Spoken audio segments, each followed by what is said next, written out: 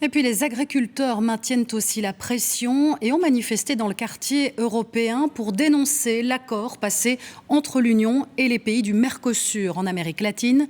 Nous allons le voir avec Maxime Depré, Benoît Raymond et Clara Weerts. Les agricultrices étaient bien représentées ce matin. Un tracteur, encore et toujours, symbole de la colère des agriculteurs et agricultrices. Aujourd'hui, elles sont présentes aussi pour rappeler que le traité sur le Mercosur aura un impact sur toute la ferme. Notre rôle est invisible en fait.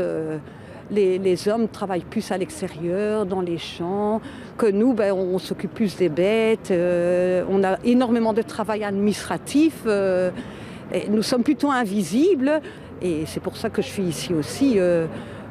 Pour les défendre. Car agricultrice, c'est un métier de passion, mais les conditions effraient parfois les jeunes.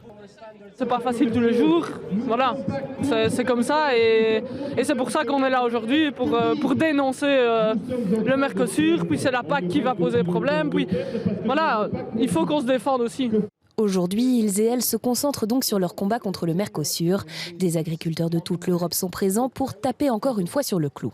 Nous sommes contre cet accord parce que nous estimons qu'il est injuste envers les agriculteurs européens et envers les consommateurs européens. On demande au moins que les produits qui rentrent en Europe respectent les mêmes standards de produits européens. Sur scène seraient les députés européens et politiciens.